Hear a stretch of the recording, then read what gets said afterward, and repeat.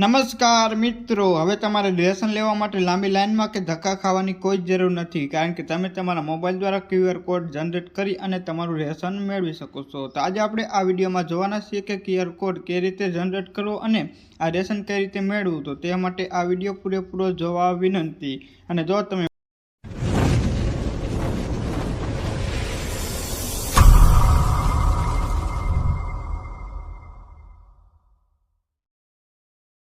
જેથી આવી જ અવનવી અપડેટ તમને મળતી રહે.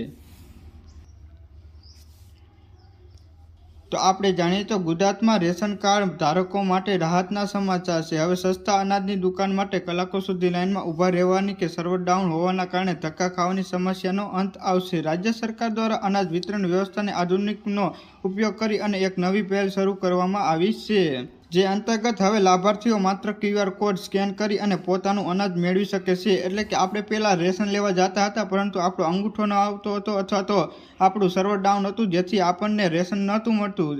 તેનું નિવારણ લાવવા માટે સરકારશ્રી દ્વારા એક નવી એપ્લિકેશન બહાર પાડવામાં આવી છે, અને આ એપ્લિકેશન દ્વારા તમે તમારો QR કોડ જનરેટ કરી અને આપણે જેમ ગૂગલ પે અને ફોન પે કરી તેવી જ રીતે QR કોડ સ્કેન કરી અને આપણું રેશન મેળવી શકીએ. તો આપણે આગળ જોઈશું કે આ કઈ એપ્લિકેશન છે અને તેનો ઉપયોગ કઈ રીતે કરવો.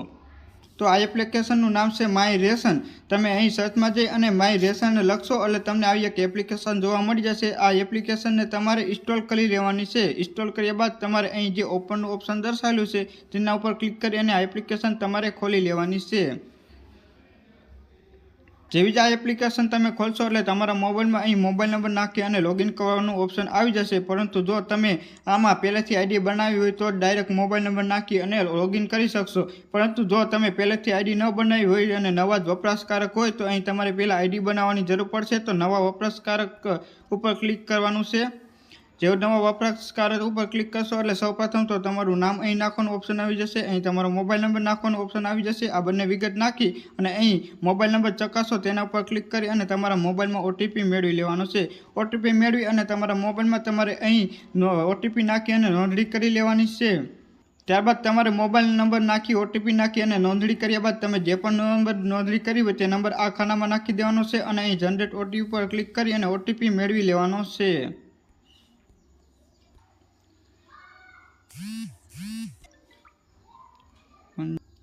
તમારા મોબાઈલમાં જે પણ OTP આવે તે OTP આ ખાનામાં દાખલ કરી દેવાનો છે. ત્યાં લખેલું હશે કે OTP દાખલ કરો, તેના પર ક્લિક કરી અને નીચે જશો એટલે એક OTP ચકાસવાનું ઓપ્શન આવશે, તેના પર ક્લિક કરી અને આગળ વધવાનું છે. સક્સેસ. જેવું તમે OTP ચકાસો ઉપર ક્લિક કરશો એટલે તમારો OTP કમ્પ્લીટ હશે તો સક્સેસનું ઓપ્શન દર્શાવવામાં આવશે. ત્યારબાદ અહીં ક્લોઝનું ઓપ્શન છે તેના પર ક્લિક કરી દેવાનું છે. જેવું તમે તેના પર ક્લિક કરશો એટલે તમારા મોબાઈલમાં આવી રીતે અલગ અલગ ઓપ્શન જોવા મળશે. તો સૌપ્રથમ તો તમારું રેશન કાર્ડ તમારા આધાર કાર્ડ સાથે લિંક કરવાનું થશે, એટલે કે તમારા મોબાઈલ નંબર સાથે પણ લિંક કરવાનું થશે. તે માટે અહીં જે હોમ પેજ છે તેના ઉપર જોવાનું છે. હોમ પેજ પર ગયા પછી તમને અહીં એક પ્રોફાઇલનું ઓપ્શન દર્શાવશે. તે પ્રોફાઇલના ઓપ્શન ઉપર તમારે જવાનું છે. જો તમે પ્રોફાઇલના ઓપ્શન ઉપર ક્લિક કરશો એટલે અહીં તમને તમારું રેશન કાર્ડ લિંક કરો તેવું એક ઓપ્શન દર્શાવેલું છે, તેના ઉપર ક્લિક કરવાનું છે. જેવું તમે રેશન કાર્ડ લિંક કરો તેના ઉપર ક્લિક કરશો એટલે અહીં સૌપ્રથમ તો અહીં તમારો રેશન કાર્ડ નંબર દાખલ કરવાનો આવશે અને ઘરના કોઈ પણ સભ્યનો છેલ્લા આધાર કાર્ડના 4 આંકડા હોય તે નાખવાનું ઓપ્શન આવી જશે. તો તમારે તે વિગત નાખી અને અહીં રેશન કાર્ડ લિંક કરો તેના પર ક્લિક કરવાનું છે. જો તમે રેશન કાર્ડ લિંક કરો તેના પર ક્લિક કરશો એટલે તમારે જે પણ અહીં આધાર કાર્ડ નંબર નાખ્યો હશે તે આધાર કાર્ડ નંબરમાં એક OTP આવશે અને તે OTP નાખી અને વેરિફિકેશન કરી અને તમારું રેશન કાર્ડ સાથે મોબાઈલ નંબર લિંક કરી લેવાનો છે.